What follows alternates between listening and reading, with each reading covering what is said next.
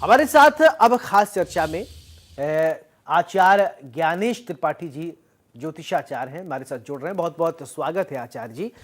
चर्चा की शुरुआत में मैं आपसे ये जानना चाहता हूं कि देखिए, थोड़ा लोगों के बीच में असमंजस की स्थिति है और 31 तारीख को दीपावली मनाई जाए या 1 नवंबर को दीपावली मनाई जाए। सबसे पहले आप बताएं, स्पष्ट करें कि दीपावली मनाएं कब। जी आशीष जी, आपको बहुत बहुत हमारी तरफ से मंगल कामनाएं। सौरभ पहले त्रिपाठी सर नाम है। सौरभ त्रिपाठी जी जी। जी। और असल में अब की बार मेन समस्या ये हो गई कि दीपावली तो ये हमारा 5 दिवसीय त्योहार है, 5 दिन तक चलता है। पर जो सबसे अधिक समस्या अब की बार ये हो गई कि हम लक्ष्मी गणेश का पूजन कब करें। कुछ लोगों में भ्रम है कि हम 31 तारीख को या 1 नवंबर को। हम लोगों की धर्म सभा में और जो भी हमारे पूर्वाचार्य हैं, लगातार लगभग 1 महीने से इस विषय पर मंथन चल रहा है। और उस मंथन के आधार पर काशी विद्वत परिषद ने और पूर्वाचार्यों के द्वारा जो हमारे पूर्व धार्मिक ग्रंथ है, निर्णय सिंधु है, धर्म सिंधु है, जी। दीप उत्सव इत्यादि मालिकाएं हैं, उनसे निष्कर्ष निकाला गया है कि 31 तारीख को ही सर्वश्रेयस्कर है दीपावली का पूजन करना। दीपावली में हम लोग लक्ष्मी और गणेश का जो पूजन करते हैं वो प्रदोष काल की तिथि में होता है। अब की बार यह है जो प्रदोष काल का समय आया हुआ है, तो वो प्रदोष काल का समय 31 तारीख को अमावस्या दोपहर को लगभग 3:11 से लग जाएगी और सायंकालीन प्रदोष काल के समय में अमावस्या वह पूर्णतया है और रहेगी। दूसरे दिन 1 नवंबर को भी लगभग 11 मिनट तक अमावस्या का भोगमान होता है। कुछ पंचांगकारों ने, जैसे उत्तराखंड इत्यादि में जो भी पंचांगकार हैं, वहां उन्होंने उसको 1 घटी लगभग 24 मिनट सूर्यास्त के बाद तक भी दर्शाया है। तो इस आधार पर निशीथ माने रात्रि को जो प्रदोष काल पूर्णतया जो विराजित है वो 31 तारीख को जा रहा है और जो छूते हुए रात्रि को सायंकालीन प्रवेश कर रहा है वो 1 तारीख को प्रवेश कर रहा है।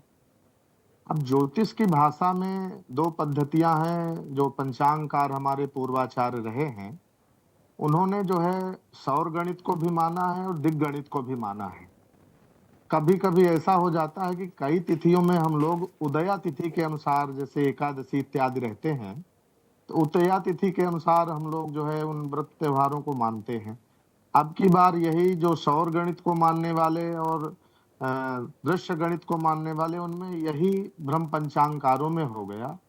और सौरभ जी, एक बात है, जब तक अपने पूरे भारत में या जहां तक सनातनी है एक पंचांग नहीं होगा तब तक ये स्थिति बनी ही रहेगी लगभग हमेशा जो है। और आप प्रायः देखते होंगे कि ज्यादातर त्योहारों में ये स्थितियां उत्पन्न आचार्य हो जी, एक जाती हैं। सवाल, विगत काफी वक्त से कई त्योहारों को लेकर असमंजस की स्थिति बनी है, 2-2 दिन पड़ रहे हैं और अभी विगत कई त्योहार आपने देखा, ऐसा क्या इस बार इस साल पड़ रहा है कि जो त्योहार 2 दिन, जैसे अभी अष्टमी नवमी को लेकर भी बड़ा कंफ्यूजन लोगों में रहा, शारदीय नवरात्रि में, फिर अभी कमोबेश स्थिति ये दुर्गा, अभी लक्ष्मी गणेश को लेकर भी है कि पूजा कब किया जाए। ऐसा क्या कुछ तिथि में कोई दिक्कत है क्या इस बार जो गणना आप लोग करते हैं? जी जी, तिथियों में सौरभ जी गणना की बात यह है कि तिथियां तो हमेशा घटती बढ़ती रहती हैं, चूंकि पुरुषोत्तम मास जिसको कहते हैं, हम मलमास भी कह दें उसको सरल भाषा में, ये 3 वर्ष में एक बार पड़ता है और इसको अधिक मास भी कहा जाता है।